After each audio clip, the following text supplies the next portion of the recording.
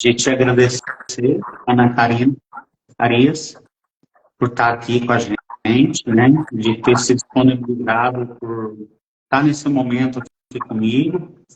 Foi muito solícito enquanto eu te solicitei, né? Foi muito responsiva, extremamente zelosa pelo elo menor, né? Que somos nós, e uma pessoa também que eu admirei bastante nesse pequeno contato que nós tivemos. A gente acaba se encontrando, às vezes, em eventos comportamentais, tudo, mas, assim, é aquela loucura de gente, acaba que a gente não consegue conversar e cumprimentar também, né? Mas eu fiquei muito feliz de receber o seu convite, é muito genuíno você estar aqui nesse momento, né? Então, muito obrigado e Eu que boa tarde. agradeço a lembrança, Obrigado. a oportunidade de falar desse tema, juntar esses temas que eu gosto tanto. Que ótimo. Muito obrigada. Imagina. Eu também gosto. Preocupada. Vou tentar falar o mais alto possível aqui. Tá bem baixinho, pessoal. Tá bem baixo mesmo. Mas a gente faz o que pode com aquilo que tem. Vamos lá, né? Primeiro também gosto. Do próprio do telefone, aí não adianta. Eu gostaria também de agradecer o pessoal que está entrando na live aí, assim, que vai poder ver a live, ouvir a fala, o pessoal posteriormente também venha a ouvir depois, né? Então, muito obrigado a todos que estão aí. E também gostaria de dizer assim, que a gente vai falar sobre análise, comportamento e psicologia da saúde, né? Mas, acima de tudo, você é uma pessoa encantadora, que eu realmente me encantei pela sua simplicidade, pela sua forma de tratativa, né? Então, parabéns, eu acho que a gente precisa de pessoas mais assim no mundo. Muito obrigado. É recíproco. Obrigada. Então, melhora um pouquinho assim a voz? Ou não? tá saindo mais baixinho, mas dá para ouvir. Mas melhora se eu segurar ao invés de se eu deixar no pé? Melhor, parece que está melhor. Deixa eu tentar aproximar um pouco, meu rosto vai ficar gigantesco na tela. A gente tenta aproximar um pouco para ficar pra ver se a voz melhora. Melhorou? Melhorou. Tá joia, então. Vou tentar. Pronto. Tá com vontade, professora Karina, Ana Karina Farias, Escola Mestre em Psicologia pelo UNB. Vai falar um pouquinho sobre análise de comportamento, psicologia da saúde. A gente vai batendo papo aqui, enfim, o tempo do estado bem, infelizmente, é muito curto. A gente gostaria de aproveitar um pouquinho mais, mas fique à vontade. Você vai me cortando, porque eu começo a falar e me empolgo e perco totalmente a noção de tempo. Tá? Fique à vontade, fica tranquilo. Qualquer comentário que surgir aí do pessoal, ou que você quiser fazer, né, uma parte, ou uma pergunta, ou um exemplo, você me corta.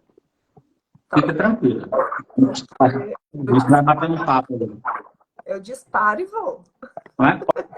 Pode mandar ver. A gente está aqui para curtir esse momento mesmo. Tá bom.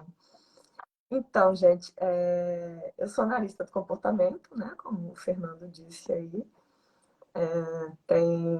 Terminei meu mestrado em 2001, aqui também na Universidade de Brasília, com pesquisa básica, tá? E fui dar aula em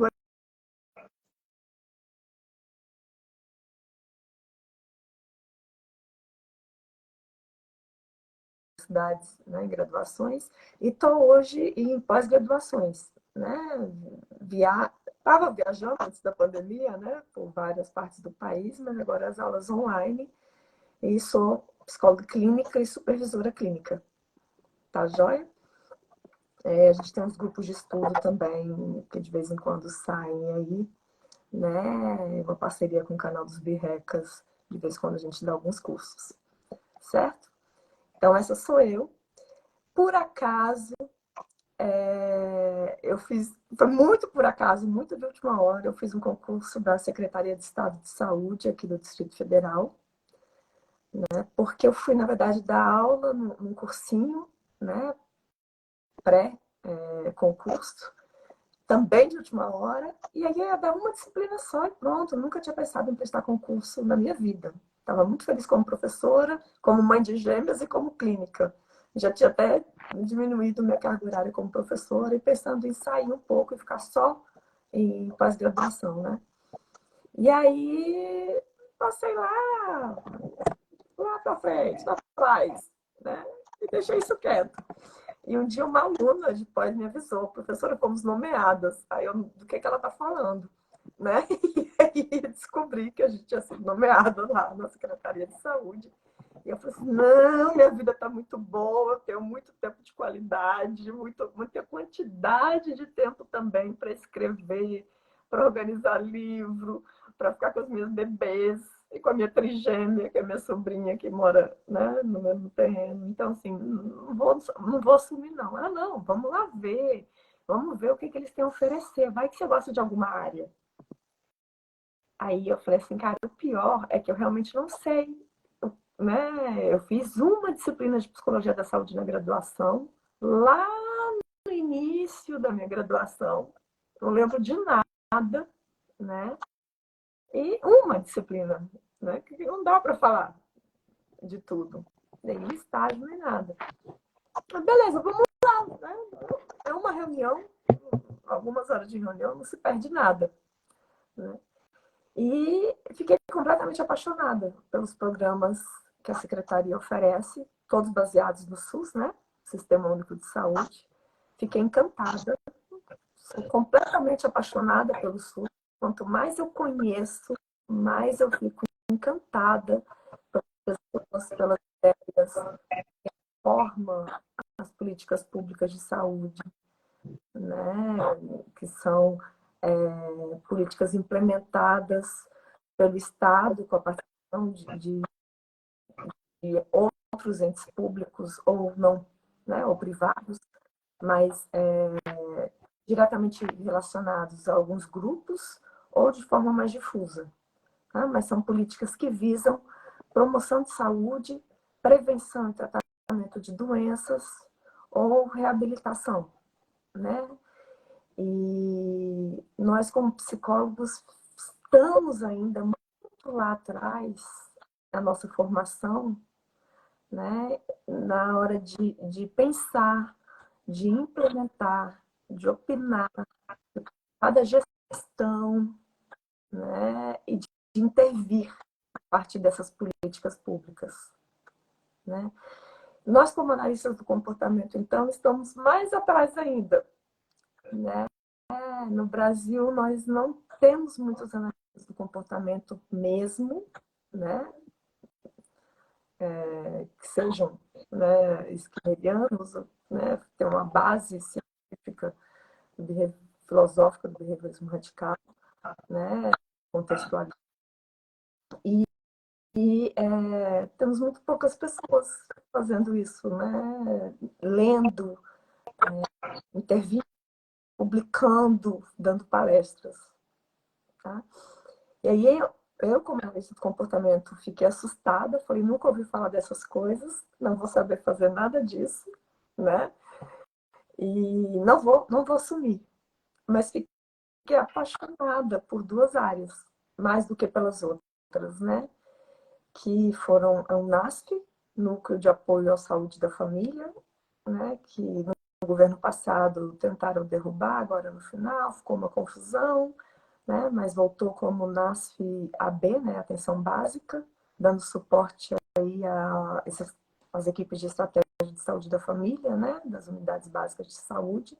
Então, são especialistas que são responsáveis por matriciar, por ensinar, por discutir casos mais difíceis com as equipes de saúde básica e fazer visitas domiciliares ou atendimentos, né, na própria UBS, no postinho, né, o antigo centro de saúde, né, quando o caso for mais complexo, tá?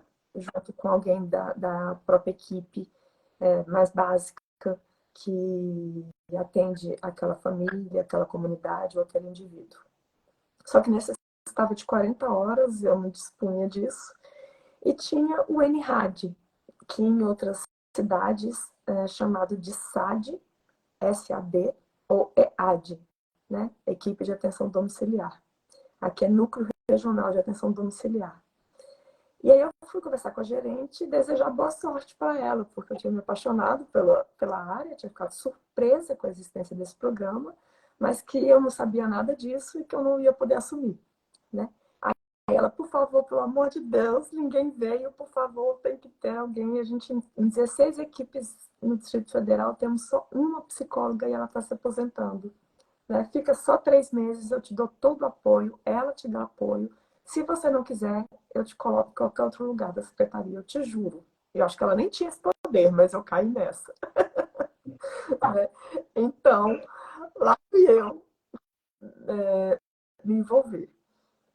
Mas estou contando essa história só para as pessoas saberem como é que eu saí da pesquisa básica, né, sobre comportamento social, lá da Universidade de Brasília, que é uma universidade extremamente experimental, né, na nossa área, né, e fui cair tanto na clínica e principalmente na área de saúde, né, sem ter tido experiência de estágio, sem ter tido cursos de análise de comportamento nessa área.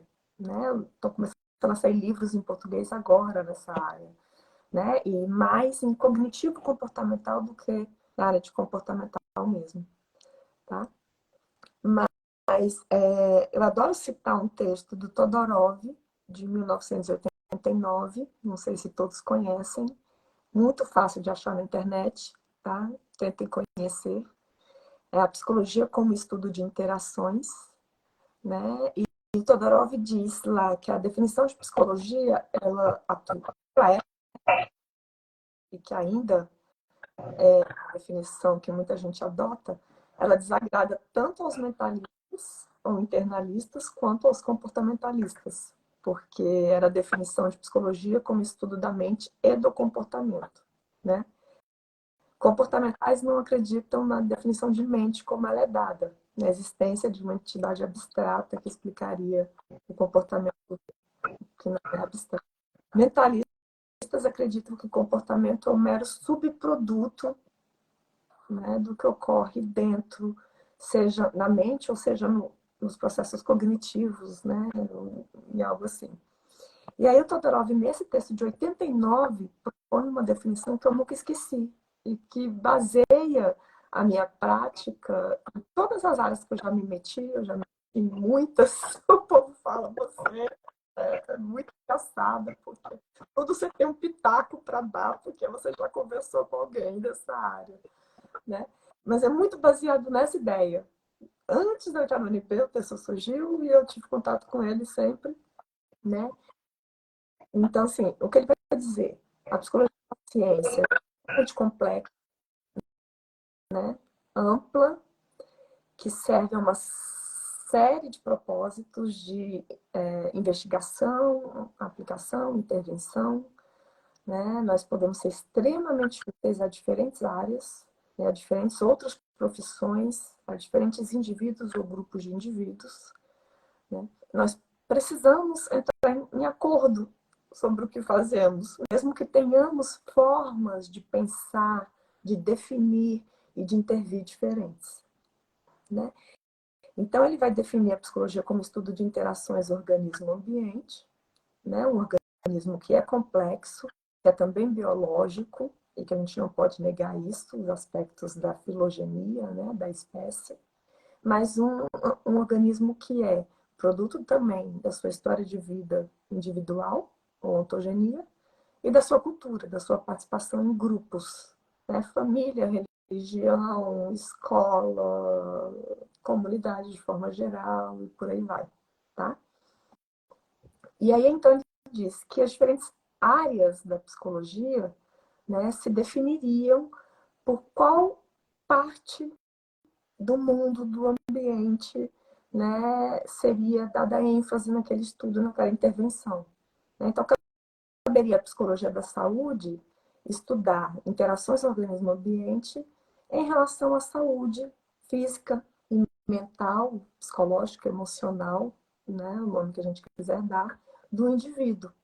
Enquanto a ergonomia estudaria a relação, né, desse organismo com seu ambiente físico, né, com o ambiente de trabalho, com conforto, com prevenção de problemas de saúde física, né, muscular e tal, uma definição bem simplista, certo?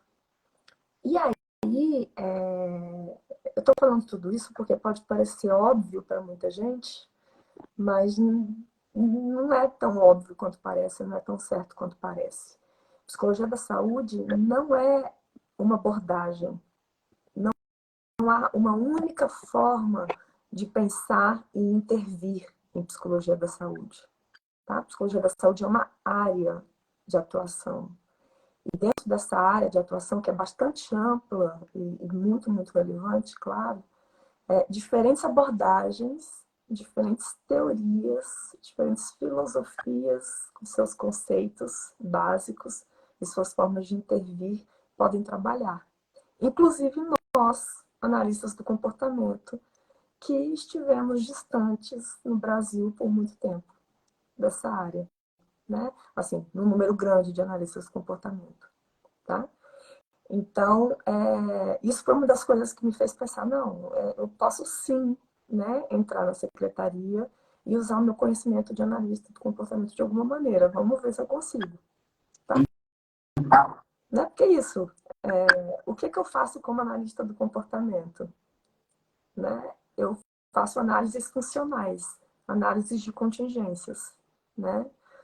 Como que é que os indivíduos se relacionam com o seu ambiente, o que produzem modificações nesse ambiente e como, né, essas modificações produzem modificações nesses organismos. Então, esse intercâmbio constante.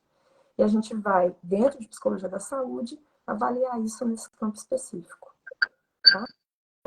Então, eu poderia, como eu conheço análises funcionais, procurar ver como fazer essas análises e como, a partir delas, né, desenvolver intervenções e formas de avaliar os meus programas, as minhas intervenções, os processos que estariam acontecendo entre mim, né, minha equipe de saúde e, né, os pacientes, os clientes, os seus familiares. Certo? Eu acho muito interessante, Ana Karina, essa reflexão sua, principalmente com a analista do comportamento, né? Esses 3 níveis de expedição que a gente tem de Skinner, né, como o pressuposto de personalidade que Skinner determina para a gente, eu considero, assim, nós, analistas do comportamento, para mim, é o chão da fábrica, né?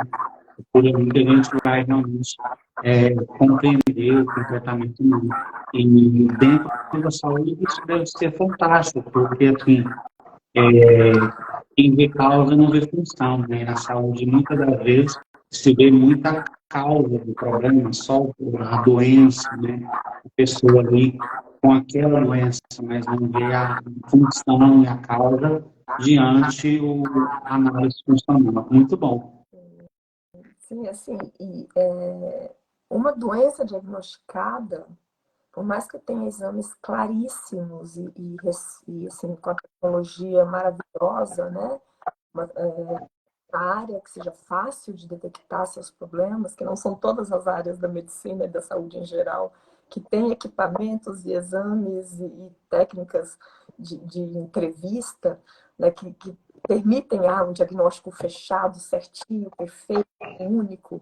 Né? Eles têm que ficar ali quebrando a cabeça também e muitas vezes fazendo diagnósticos diferentes e pedindo ajuda de outras áreas para poderem fechar o diagnóstico de uma doença. E, infelizmente, muitas vezes o diagnóstico é fechado de forma inadequada, ou incompleta, ou simplificada.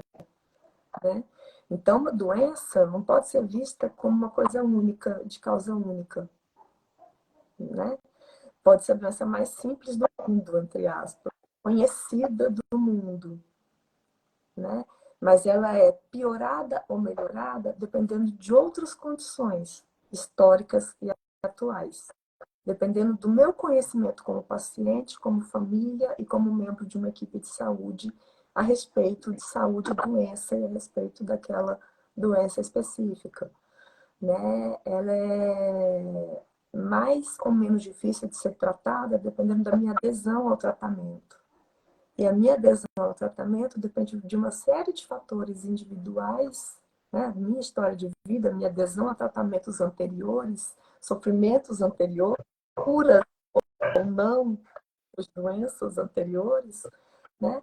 E também regras, modelos da minha família, da minha cultura, crenças, expectativas, né? E vários outros nomes que a gente pode pensar, atitudes da minha religião, da mídia, dos modelos que eu tenho aí fora, né? Então, tanto o diagnóstico quanto o tratamento, a aceitação desse diagnóstico, né? O tratamento dessa doença, né? Um tratamento mais ou menos adequado, mais ou menos disciplinado, depende de uma série de fatores que são meus, que são da minha cultura, e não apenas da minha espécie, e não apenas do meu corpo biológico, né? E mesmo o meu corpo biológico também responde de forma diferente à mesma doença que outro corpo. As coisas são muito complexas. Sim. Né? Então, na área que a gente intervinha, que era internação domiciliar, né, pacientes graves internados em domicílio, eles poderiam estar ocupando leitos hospitais, mas por conta das premissas de humanização, integralidade, equidade, né, a gente, esse programa de internação domiciliar leva essas pessoas para serem tratadas em casa, com uma equipe mínima, formada por médico, assistente social, enfermeiros, técnicos de enfermagem ou fisioterapeuta no lugar do assistente social, e a equipe de apoio, né, que é o fisioterapeuta ou assistente social, o psicólogo, odontólogo, nutricionista, terapeuta ocupacional, vigilante, gente da vigilância sanitária, você pode ter muita, muita gente envolvida, né? Fonoaudiólogo, né? Cada um com, nossa, uma função maravilhosa que a gente aprende demais como pessoa e profissional, para a nossa própria saúde, para a saúde dos nossos pacientes e seus cuidadores, né? Então, assim, e a gente vê ali duas famílias, vamos dizer, que moram numa mesma região, moram próximos, tenham casas mais ou menos com as mesmas características, né? Ou seja, onde eles vivem, o ambiente físico onde eles vivem, e até o social, perto de padaria, perto do comércio tal, perto de tais outras famílias, a religião que eles têm, né, o salário de aposentadoria que aquele paciente recebe, o número de filhos e tal, a gente tinham dois casos durante os 4 anos que eu fiquei lá, muito semelhantes, muito, muito semelhantes, né? Os dois tinham sido pastores evangélicos a vida toda, tinham tido funções profissionais semelhantes, embora não as mesmas, número de filhos próximos, número de netos próximos, e eles tinham câncer no mesmo lugar. E a previsão de sobrevida, né, o tratamento, nesse caso, nos dois casos, já era sem fins curativos, eles estavam em cuidado paliativo. Só um parênteses importante, cuidados paliativos, que é uma coisa que eu dou muita palestra e sou muito apaixonada, não é.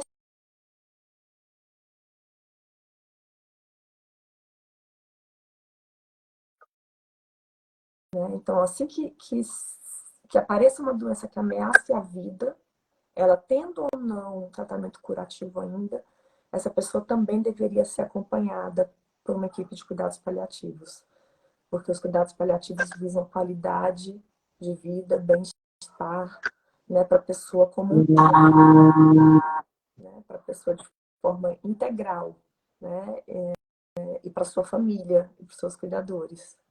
Não apenas, não se vê a doença, se vê o indivíduo de forma integral e humanizada, tá? Então, ela deveria ocorrer em paralelo com o tratamento curativo, certo? Aumentando até mesmo as chances de sobrevida qualidade de vida, né? Principalmente a questão de que aquele paciente está vivo até morrer. Ele não está vivo só até quando ele recebe o diagnóstico ou quando o médico vira e fala, ó, não adianta mais fazer químio, não adianta mais fazer cirurgia, rádio, qualquer coisa. Acabou, agora é só tratar a dor, né? E tal.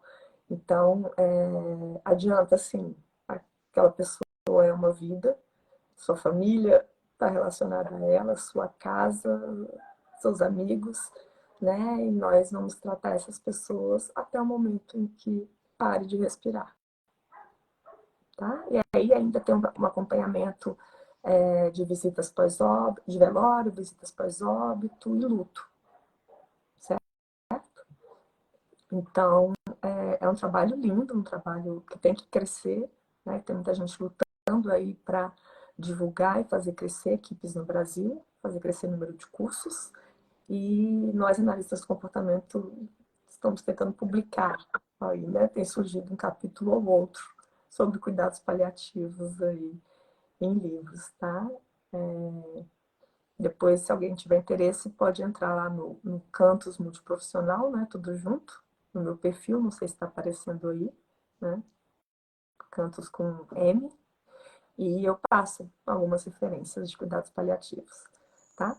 Mas fechando, voltando para a internação domiciliar, esses 2 pacientes já estavam fora de tratamento curativo, tinham ficado anos tentando, não tinham mais chances de cura, mas não tinham também um tempo certo de morte. E até quando os médicos, os melhores médicos do mundo dizem que você tem 6 meses, eles podem errar, porque depende de uma série de outros fatores. E mesmo que eles estivessem completamente certos, fossem 6 meses, são 6 meses de vida. E a gente tem que fazer que essa vida seja o melhor possível. Esse é o nosso papel como psicólogo, esse é o nosso papel como profissional de saúde de forma geral. Tá? Então a pessoa só morre quando ela morrer. E a gente vai fazer o possível para que ela morra da forma mais digna e cuidadosa. E aí a análise do comportamento tem um papel maravilhoso. Né? Como é que eu vou entender aspectos biológicos dessa pessoa, né? São 2 doenças iguais, adenocarcinoma de intestino, é um tipo de câncer específico num local específico, tá? Foram tratados de formas parecidas, no mesmo sistema público de saúde. As pessoas têm mais ou menos a mesma idade. Por que uma precisa tomar morfina bem forte e a outra com remédio bem mais fraco, de vez em quando está de boa? Se a doença é a mesma. Karina, você fez o refletir sobre. Tá dando eco para você, retorno? De vez em quando. Deixa eu abaixar um pouco. Você me lembrar, né, de uma história pessoal de vida minha mesmo, que foi meu pai que eu perdi em 2019, assim, com um SAP, né, um dos pais, a gente faz as revelações, e você me aliciou a fazer essa revelação. Ele estava em cuidado paliativo em 2019, em Portugal, e eu fui até para me despedir dele mesmo, né? Em Braga, até pouco tempo o Banaco estava lá, a gente trocou uma ideia, tudo. E quando ele estava em estado paliativo, ele mesmo, né, em paliativo, ele falou para mim assim, meu filho, você está vendo essa identidade aqui, a data do meu nascimento? Eu falei, sim. E, pois é, nós temos data de nascimento, de vencimento nós não temos. Então, é exatamente essa fala que você colocou aí, né? Mesmo estando em estado paliativo, pode ser que se demore 1 mês, 2, 3, 1 ano, enfim, a gente não sabe. Mas o ser humano, ele continua ali, né? Vivo. Então, o cuidado, ele tem que ser até realmente o fim. Então, me lembrou essa história, me desculpa eu revelar ao mundo, as pessoas, essa situação, mas encaixou muito, muito com a história que eu vivenciei. Muito Que bom. interessante. E às vezes a pessoa fica viva e a equipe não entende como que ainda está viva dentro daquelas condições biológicas, né? Com outros pacientes. E aí ela conversar com alguém que ela não conversava há muito tempo, ela pedir um perdão, ela ser perdoada, ela dá um tchau e no dia seguinte ela falece. Parece coisa mágica, assim, né? Foi o meu caso. E é como os 4 anos que eu fiquei lá, eu vi muito isso, com muitas famílias. E eu conversava com profissionais que já estavam nessa área há mais tempo e eles diziam isso. Né? Então, são muitos fatores envolvidos. Né? Na dor física que eu sinto, no quanto de remédio eu peço, porque eu posso estar com dor e não pedir o remédio, no tanto que eu aceito conversar com as pessoas, contar, revelar a doença, a dor, o tratamento, né? E o que eu espero da morte, o meu medo da morte, ou a minha tranquilidade quanto ao que virá depois, ao que eu vou sentir na hora da morte e ao que poderá acontecer, porque a gente não tem certeza, por mais religioso que a gente seja, né? E por isso eu estou comparando esses dois casos, pela semelhança, né, familiar e de religião, de expectativas e tal. Um deles estava muito de boa, assim, né? Conversava comigo, ria, fazia piada, me dava cantada, eu tinha que ir afastando, os dois eram idosos. Eu falei, pelo amor de Deus, coisa feia, você pode dar bronca, sabe? E aí, e o outro muito sério e tal, e muito choroso, morrendo de medo de falecer, de deixar a família. E a sua família era mais estruturada, tinham mais pessoas formadas, concursadas. Aqui em Brasília, essa história do concurso público é fortíssima, né? Por causa da estabilidade, né? Do salário fixo, do plano de saúde, de você não poder ser demitido, exonerado a qualquer momento e tal. Né? Então, essa outra família dava menos preocupação do que a primeira, né? Em tese. Mas ele que estava mais preocupado e ele que tinha mais medo do que ia acontecer após a morte. Apesar de os dois serem pessoas lindas e de os dois terem aconselhado tantas e tantas pessoas ao longo da vida deles, dentro e fora de casa, na igreja. Né? Então, como é que a reação dos dois, né, é modelada, é explicada por diferentes fatores históricos e atuais? E como eu, como psicóloga da equipe, em conjunto com meus colegas, obviamente, a gente não trabalha separado numa equipe dessas, né? Mas como a gente tinha que ajudar o paciente e a família a lidar melhor com esse processo de finitude que estava se aproximando, que estava ficando claro, né, que a gente vai vendo pela cor da pele, pelo formato do olho, pelo emagrecimento, pelos períodos de sono e alguns outros sinais, né? E aí os sofrimentos são muito diferentes e são individuais, né? Então a doença pode ser a mesma, como eu tinha dito, biologicamente ou do ponto de vista médico, tá? Mas o sofrimento que eu tenho a partir dela, a minha sobrevivência, a minha relação com as outras pessoas e com a minha própria morte é muito diferente. E como analista do comportamento, o que é que eu faço? Análise funcional. E intervir nas análises. Muito curioso isso, porque existe uma variabilidade comportamental em relação a isso muito grande, né?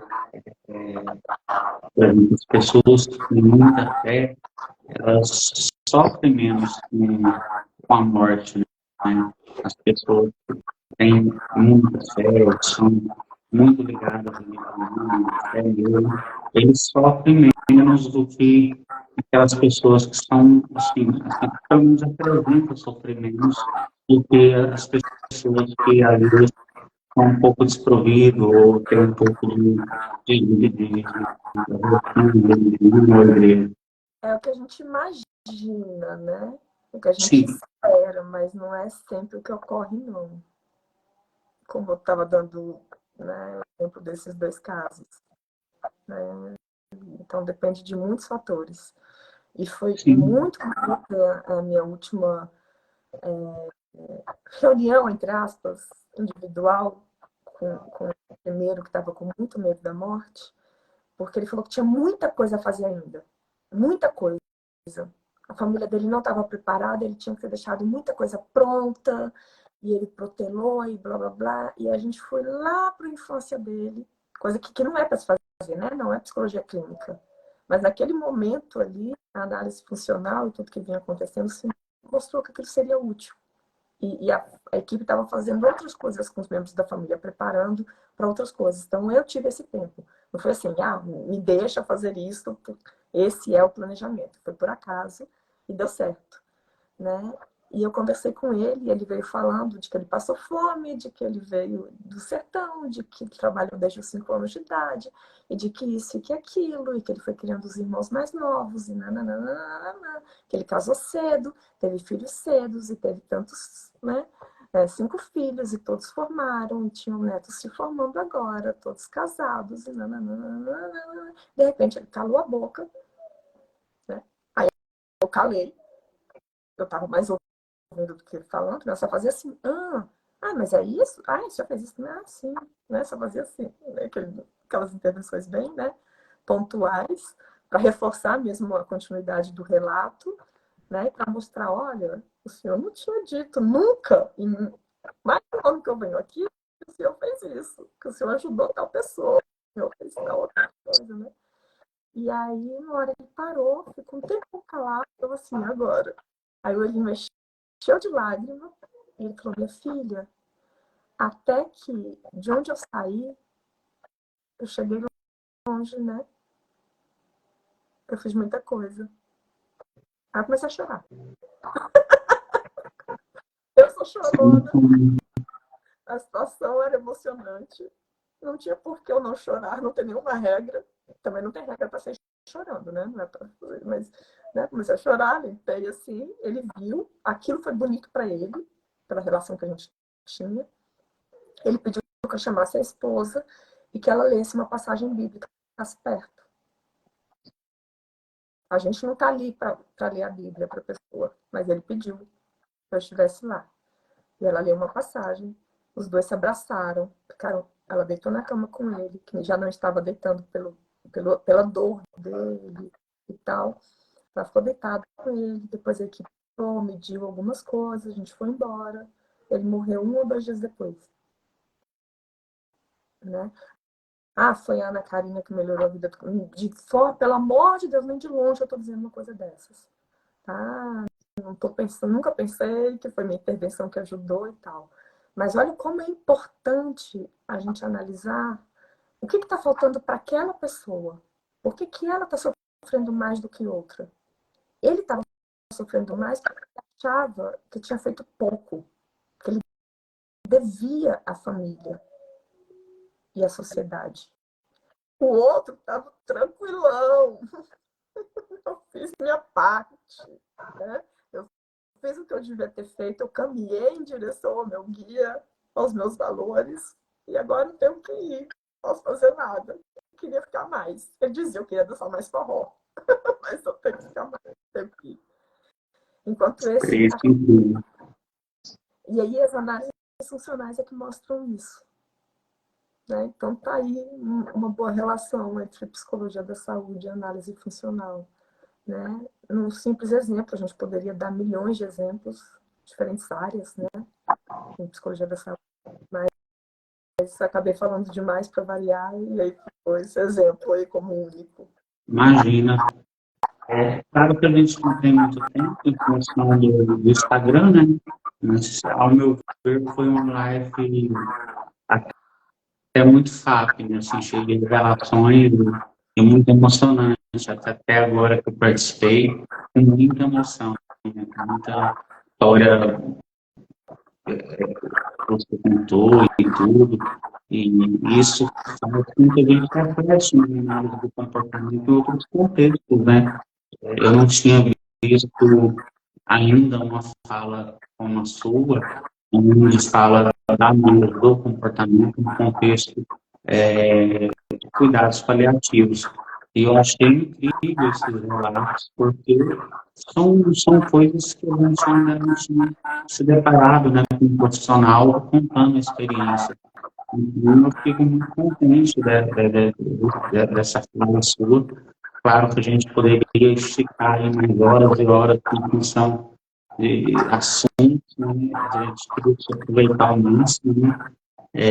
Mas, assim, o que eu tenho é te agradecer mesmo por ter participado com a gente aqui, falado essa fala muito importante, né? Essa troca de revelações aí, de casos clínicos. Também gostaria de dizer que eu adoro seus livros, eu ainda gosto muito desse aqui, que é de 2010, é um queridinho, né? Tem Eu muitos tenho um carinho professores. especial por ele também. Oi? Eu tenho um carinho especial por ele, porque já existiam um ou dois volumes do Skinner Bell Cinema, né? Que são os xodozinhos, mas esse aí eu fiz sozinha, e foi muito coragem, né? E tal. E essa capa maravilhosa, e eu tenho um xodozinho por esse livro aí. Né? Dos que você organizou, né, esse aqui é o meu xodózinho, eu gosto mais. É um que eu guardo até em casa, eu estou no consultório em casa, não estou no consultório na rua. Então eu deixo ele aqui no impresso também para mim. Esse aqui não sai daqui, porque muito se a gente empresta acaba não voltando, né? Sim. E esse aqui não, esse aqui fica comigo. Muito obrigado, Natália, por estar Obrigada aqui. pelo convite, pela oportunidade. Eu poderia falar mais sobre cuidados paliativos, sobre luto, sobre morte, sobre a psicologia da saúde, área gigante, como eu disse, né? De promoção, prevenção, tratamento e reabilitação. Então, a gente pode entrar em diferentes etapas, diferentes doenças ou de promoção de saúde, sozinho ou em diferentes tipos de equipes, de formação de equipes multiprofissionais, e com os nossos processos básicos de modelagem, né, ou exposição direta às contingências, né, a modelagem quando é programada, modelação e regras. Nós somos extremamente úteis ao trabalharmos com isso dentro de uma equipe, psicoeducando ou não, né, mas assim, utilizando os nossos conceitos lá do laboratório, ali dentro da casa do paciente, ali dentro do postinho de saúde, né, ou da unidade básica de saúde, dentro do hospital, dentro de um CAPS, né, apoio psicossocial, de onde quer que a gente venha a trabalhar. Então, tendo como base as análises funcionais, nós temos todo o nosso arcabouço teórico e metodológico de intervenção que nos ajuda. Sim, inclusive, né, nesse contexto, no São Paulo, amplifica muito, né, como nós, na lista de comportamento, podemos trabalhar em diversos contextos da comunidade, fazendo análise funcional, independente se é empresa pública ou privada, né, mas é possível a gente trabalhar sim, fazendo análises funcionais, compreendendo, né, o que acontece aqui, o antecedente, o organismo e o ambiente. Acho fantástico, assim, sua fala, está sendo muito agregadora. Muito obrigado, Natália. Eu que agradeço, de verdade. Fico disponível E para você. nas próximas reuniões comportamentais aí, quem sabe a gente se encontra, tira uma foto, dá um abraço. Vai ser uma honra muito grande minha poder te conhecer. Eu te conheci pessoalmente, acho que foi no IGAC, mas foi aquela coisa assim, de um passar e o outro voltar, você estava dando aula, eu estava atendendo, enfim. E, sim, algum momento a gente realmente vai ter um evento grande aí, vai todo mundo se encontrar. Vai sim. Prazer, viu? Prazer, Muito muito obrigada. obrigado, Natália. Forte abraço. Obrigado, viu? Tchau, tchau. Obrigadão. Um beijo para todo Obrigado a mundo. você. Tchau, tchau. Tchau.